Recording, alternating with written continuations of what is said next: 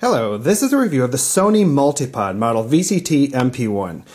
So what you get here, shipped and sold from Amazon, comes in a box like that. Out comes the actual box for the product with your multipod in it and your versatile carry case, a lens cover, and some instructions. And now the first thing I'll say about this is that this thing is compact, versatile, and very well built.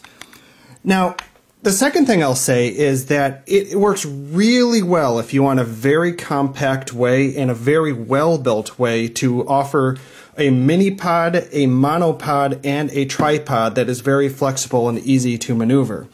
Now, the drawbacks that we'll immediately mention is if you're a seriously professional photographer that needs to very quickly convert this into every which way it can go, it's not going to be so easy that you can just flip it from one thing to another instantaneously. This thing is more about being compact and well built so that you can convert it into any form that you want, and I'll show you how you do that. I mean, it's really easy. I'm going to get to showing you more details later, but it has little ways to screw things around. But when you get to converting into a mini pod, you start unscrewing things like this, and it starts unscrewing here. But obviously, if you are going to be just running around doing photo shoots as a seriously professional photographer, maybe you're not going to want to be unscrewing different things like that. But from a home user perspective, somebody who wants the flexibility without taking a whole lot of space, I am thrilled with this thing here. It has a really versatile carry case that is more about compact design than being a really sleek case, but it's really cool that it offers as much flexibility as it is. But otherwise, it's a basic strap, but at least the strap can come off so that if you have your own strap you want to put on. This thing folds out to be a full case or partial case, or you strap this, sling it around your shoulder, put the monopod end in here, and you can carry it around from that perspective. There's a lot of flexibility there. And now it comes with two identical sets of instructions. The first time you see these, you're going to wonder what the heck the difference is. And basically, this is the one that has the English in it, along with other languages, and this one has a whole bunch of other languages. Now, you don't really need to even look at the instructions, but I recommend giving them a look through. Now, they're not the most convenient instructions to read out there,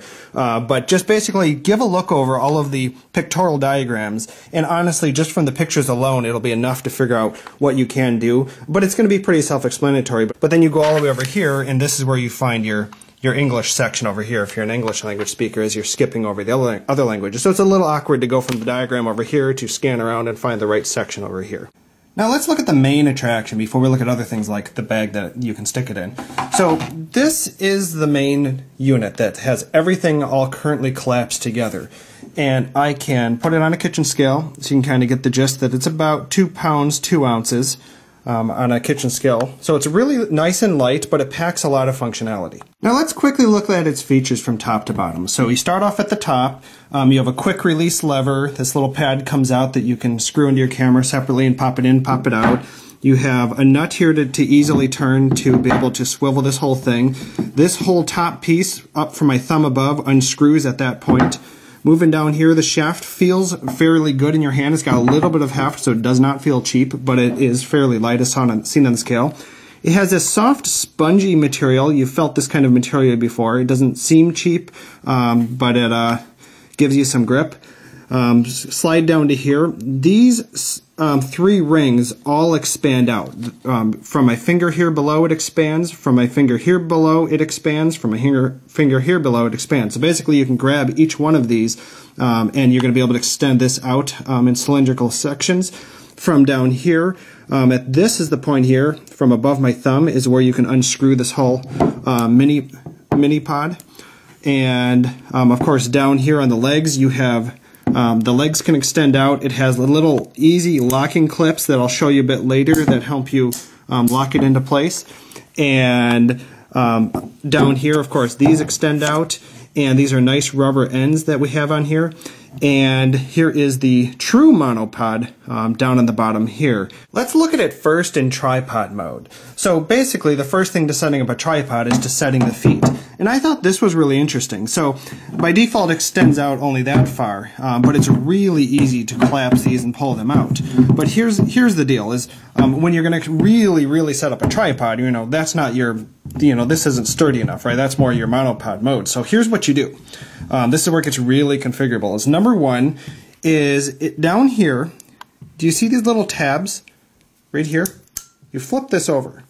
By flipping that over, it lets me extend out the leg all the way.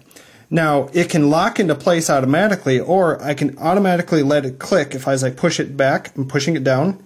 See how it clicks to another level? So now it is at a different level. So it's really easy to set them all out at a distance.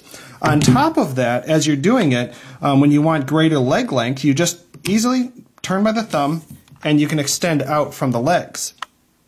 So just set them all to the desired length, give them a quick turn to tighten, and you can obviously put them at half height if you wanted to, or just pop them out to full length.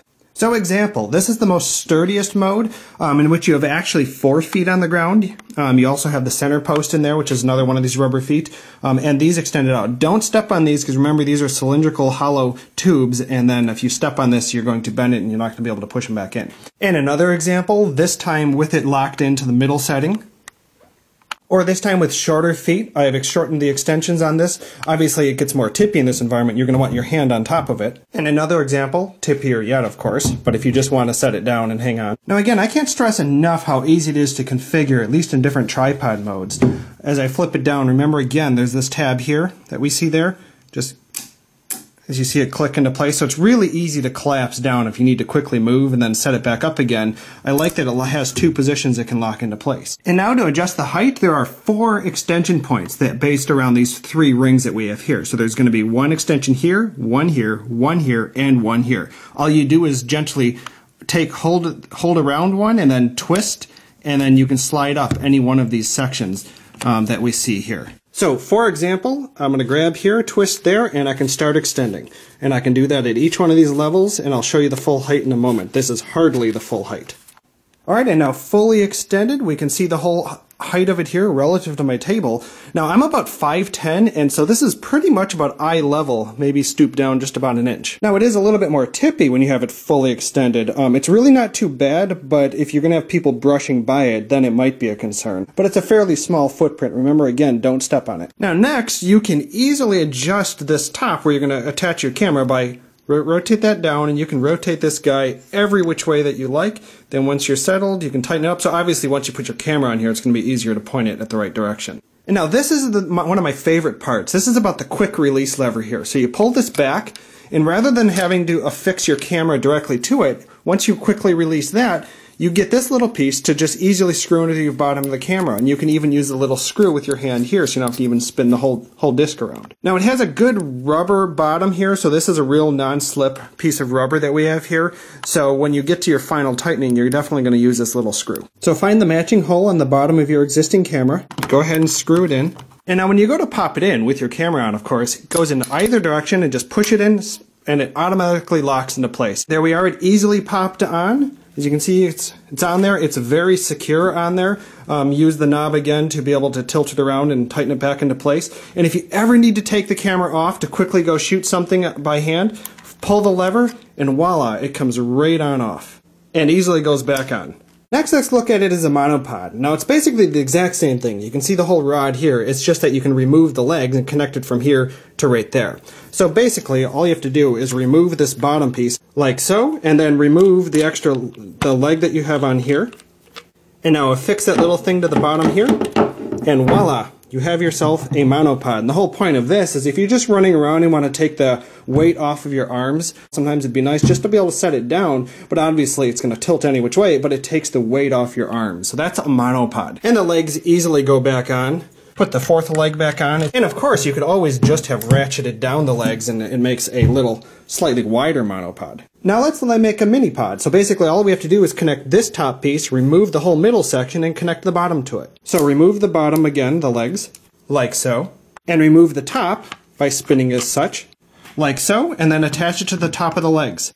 Screw it down again, as tight as you prefer. And now you have the exact same thing, just without the shaft in between.